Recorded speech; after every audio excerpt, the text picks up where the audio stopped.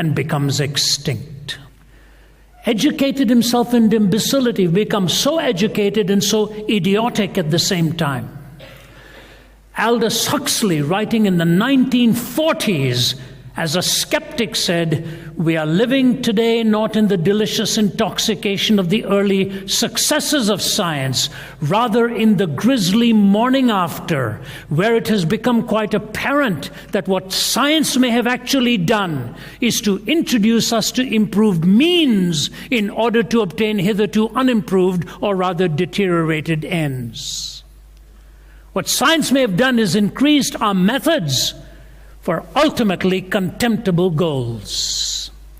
So if thinkers and philosophers raise this issue of human destiny while at the same time not really knowing what is the meaning of human essence, it's a quandary of unimaginable proportions. How do we deal with it? How do we respond to it? We can respond to it from theological terms, and the world's religions will pitch in. Hinduism may make you equal with the divine in its pantheistic worldview. Islam may make you so distant from the divine that you wonder if there's ever a bridge between the totally transcendent God and a minute, finite human being. Christianity may confer upon you the imago Dei, the image of God, which tells you that you have that propensity for moral movement and direction, but you still cannot lift yourself up by your own moral bootstraps. All these definitions may come, and when you and I are alone in our rooms, we ask ourselves the question, what does life really mean? I heard today while we were driving in here that over 100 people chose to take their lives by jumping in front of a train in Belgium last year. Japan records a very high number of suicides. As a matter of fact, my own journey to Christ began on a bed of suicide when I was 17 years old. Why? Because I could not find any meaning in life or any explanation. You see, when you go through the history of thought, you go into maybe from the 11th to the 14th centuries, you're dealing with the philosophy that moved towards rationalism with a capital R. Man was going to become the measure of all things by human reason alone. That mathematics was the only indubitably certain discipline. But you moved beyond that, and you realized that as the Renaissance and the Enlightenment came, man was indeed going to become the measure of all things. But nobody said which man. He was going to strive to get there. Then you arrived in the 18th century, and people like David Hume, the Scottish philosopher, and others were looking for certainty and said it was only ultimately in the empirical worldview, by the ways of scientific measurement, that we would find out what was true. So from rationalism with a capital R, we went to the empiricist who was going to define life. After the empiricist had done his work in the 1900s, nihilism came to be, the philosophy of unyielding despair. And on the heels of that came existentialism, will to power, will to passion, will to meaning, that in the face of despair, you choose to arrogate to yourself whatever meaning you want to follow, a la Jean-Paul Sartre and Albert Camus and the rest of them who became very popular existentialist writers. So from rationalism to empiricism to existentialism, and now where are you and I? In the world of postmodernism, which debunks all of these and arrives at categories of no truth, no meaning, no certainty. Language itself is questioned, whether the author reserves the right to fuse the word with a rightful meaning, or the reader reserves the right to interpret the author in any way he or she chooses. So meaning is tossed up into the winds, and you grab the grains that you really want, moving from the mathematical, indubitable uncertainty through the laboratory, to man becoming the measure of all things, and will to passion and power, ultimately, that none of these have absolute points of reference. You have to find it in your own way and in your own time, and that's where the postmodern worldview is. But nobody really wants a postmodernist for a pilot. Yeah, I know my instruments say 10,000 feet, but why believe the instruments? I have a feeling it's not 10,000 feet. There are absolutes. There are unshakable absolutes. So what I want to do, ladies and gentlemen, in the time that we have this morning, or this evening, it's morning for me. I've just flown in from Thailand last night, and it's a 12-hour difference. I looked at it here, and it's actually 2 a.m. for me. So I might sound like that as well. But you move into these categories and you ask yourself the question, what is meaning? How do I find it? Some years ago in Western Canada, in the city of, I won't name the city, it was in Midwestern Canada. There was a packed audience, and a woman from my part of the world was sitting in the front row every night. And she would take notes, copious notes, as I would speak. And I wondered what she was really writing. Very heavily into her notes. And on the last night, she came up to me and she said, "Can I talk to you?" I said, "Yes."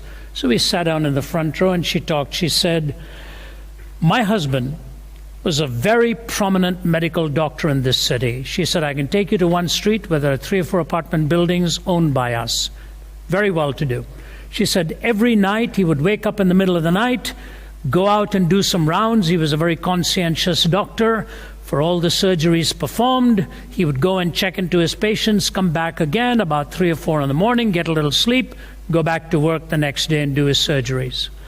She said, so on this one night he got up and left, and I didn't think anything of it. She said, I was aware that he had come back because I could sense the kitchen light was on, but it was a usual routine for him, so I didn't do anything. I just went back to sleep. She said, all of a sudden I was awakened with a tremendous thud, a bang, a loud noise. I shook up in bed. I called for my husband. He didn't answer. I got up of bed, walked over to the kitchen, and there he was with his head down on the kitchen table, and I knew something was wrong. I walked over towards him, and he was gone. And in front of him, a note paper with a pen beside it. Some people die natural deaths. Other people, unable to face life anymore, choose to take it. That is my choice. I wish you all goodbye as my family, and I'm sorry I'm leaving you like this. And this Indian woman, crying in the front row of an auditorium, angry at all of this, him leaving her with all the young children to take care of, and all of the affairs that had to be settled. She said, I want to ask you why. Why does anybody do this? I looked at her and I said, I cannot answer that question for you. I didn't even know your husband. It's the first time I'm talking to you. But I will tell you one thing. For many human beings, despair is not a moment, it's a way of life. Despair is not just a moment, it is a way of life. It's true. And it's not true necessarily of the world of poverty. It is often more true of the world of wealth. When you have got everything you ever dreamed about. It was Jack Higgins, the award-winning novelist, who was interviewed after his award-winning book, The Eagle Has Landed, was asked the question, what do you now know that you'd wished you'd known as a younger man? He said, I wished I'd known then what I know now, that when you get to the top, there's nothing there. I wished I'd known then what I know now, that when you get to the top, there's nothing there. Can I try and give to you in the simplest terms I can, what are the rudimentary components that bring meaning to life? And it'll start off from the picture and the eyes of a child and ultimately move into the world of an adult. So please bear with me. But these, I believe, are the components needed. So when I talk about meaning in life, I believe these four have a confluence of coming together into a composite, into a whole. They cannot stand in isolation. So if you take any one of these in isolation, it'll implode under its own weight. But you bring them together with the other components and you will see exactly what I mean. So bear with me till I unfold my argument. I wrote a book called Recapture the Wonder. And that is really the outline of what I want to bring to you. How does one find meaning in life? What are the hints we find at the stages of life, if you will, in which these components ultimately must come together? The first is the component of what I call the sense of wonder or enchantment. The sense of wonder or enchantment. We all know that in the eyes of a baby. We all see that in the eyes of an infant. Whether it's a Christmas tree that the eyes get wide at, or whether it's hearing some sound that is enchanting for the first time. G.K. Chesterton, the moralist philosopher, said, "I learned more from observing a nursery than I ever did in my lectures in philosophy." I have only in the last 7 months become a grandfather. I know I don't look like it, but it is quite a daunting thought to suddenly realize you are married to a grandmother. That's the way life is. And she would have her own say on that, I have no doubt. But you know, when you're young and you have your kids the first time around, life is hectic, you're earning a living, you're doing all of this, and you don't really take time to watch all the thrills as much as you need to.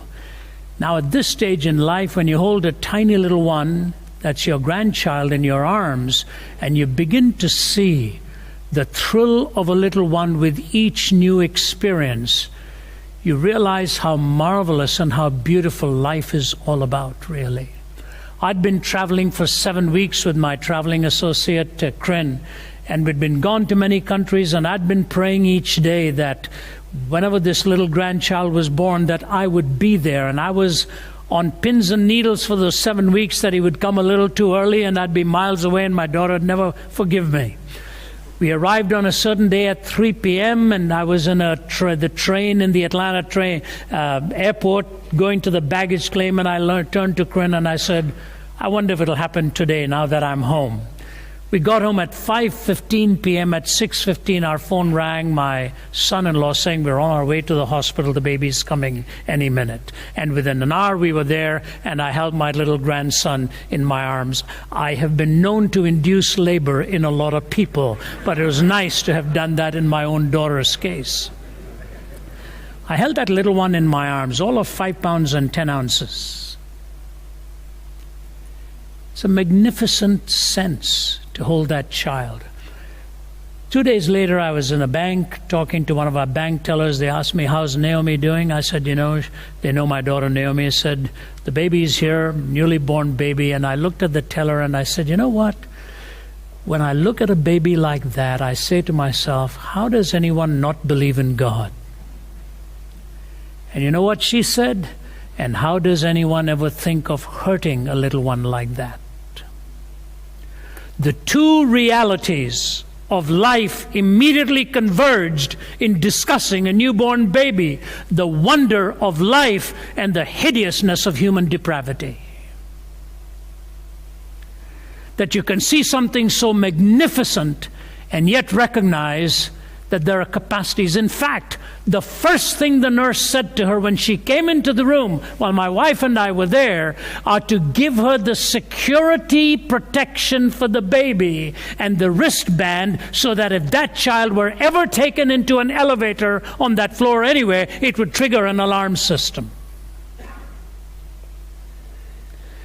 And imagine a young mother who's just held her little baby in her arms being told of the possibility of a child being kidnapped. Shocking, absolutely shocking. Now you watch that little child grow, and the enchantment and wonder.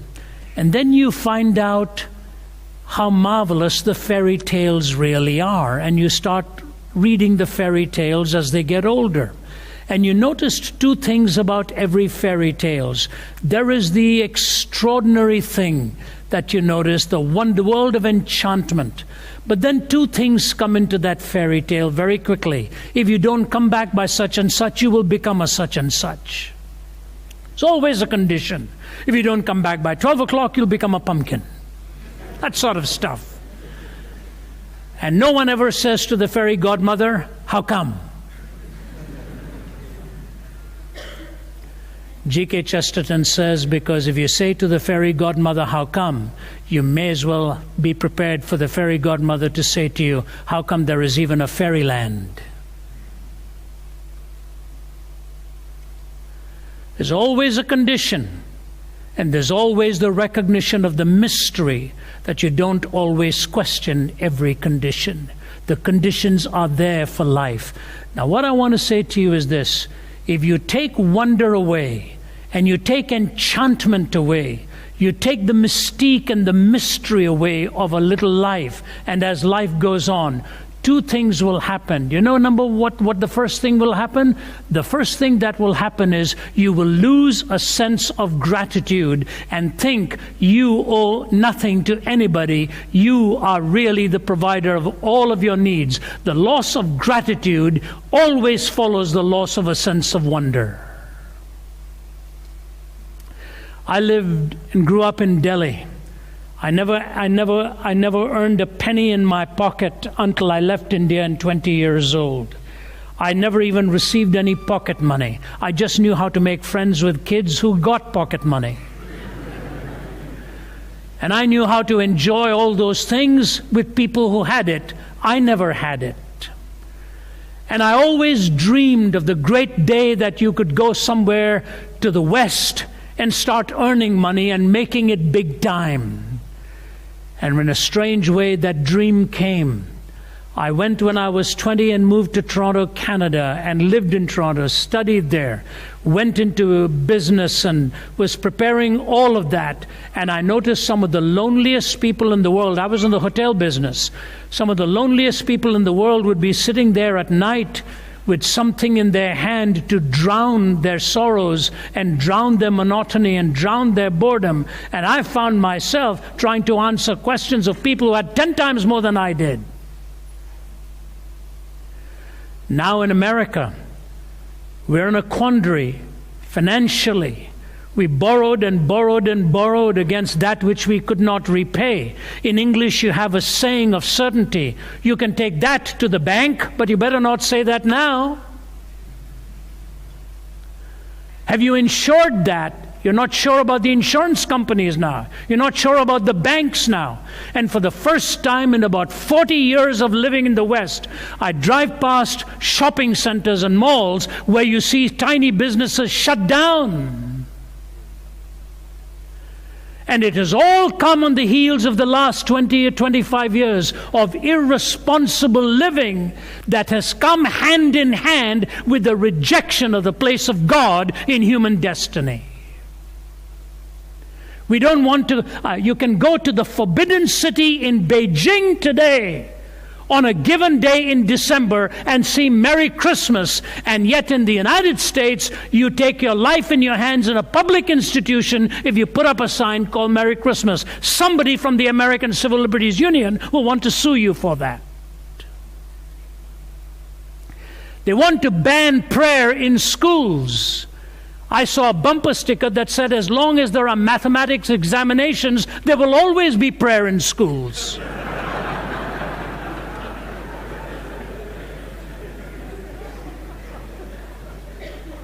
It's true. Because you may know that 2 + 2 is 4, but the next question is going to stump you. God, please help me. But that's what's happened to us in the West. We've lost our belief in the transcendent power because we've lost our sense of gratitude. They don't want to call it Christmas anymore or Thanksgiving anymore. They call it Turkey Day, which may say more about the people than it does about the turkey. Amazing. Amazing. You know what? When you don't pause long enough to thank God even for your health and your strength, you are actually saying you are totally self-contained in all that you need. A man looked at Winston Churchill one day and said, "I'm a self-made man." Churchill looked at him and said, "You have just relieved God of a very solemn responsibility." You lose your sense of wonder, you lose your sense of gratitude. You know, some years ago, there was an Air Canada flight coming in from somewhere, I think in Connecticut to Cincinnati or something like that. It was flying into Toronto, and there was a fire that started in the washroom of the plane, and the fire started to spread. I remember being there at that time and reading about it, and this plane literally had to plummet in height. And it landed in Toronto and hit the ground so hard in the runway, the wheels broke on landing, and when the doors opened, it was turned into an inferno. And what happened was the fire engines and already people were rescued. The last man to leave the cabin was the pilot himself while his uniform had begun to catch fire and the flames were doused. He refused to give any interviews on it because it was such a sobering, scary moment. But he rescued with his staff all of the passengers on board. What happened the next day was one passenger after another saying, "We thank that pilot for his skill and his courage. He brought us down safely, and he was the last man to leave after every passenger had disembarked and been rescued." If you were on that plane, you'd want to thank that captain too. It was just a few days later, an American airliner was coming back from the Bahamas somewhere, and it lost power in one engine, 2, 3, and finally the fourth, and the pilot's voice was heard saying, "Ditching is inevitable." Until all of its own one engine started, and he limped back to safety. Who do you thank then? You've been watching Let My People Think with Dr. Ravi Zacharias. We're grateful for your prayers and financial support. If you'd like to know more about this ministry or would like to donate to our efforts, you can call us at 1-800-448-6766 or visit us online at www.rzim.org. You can also stay connected to RZIM through Twitter and Facebook. Our mailing address is RZIM, Post Office Box 921-939, Norcross, Georgia, 30010. People are interested in having a spiritual life, but treat faith more like an a la carte menu at a restaurant, choosing what they like and dismissing the rest. Cutting through the hype and seduction is the clear voice of author and apologist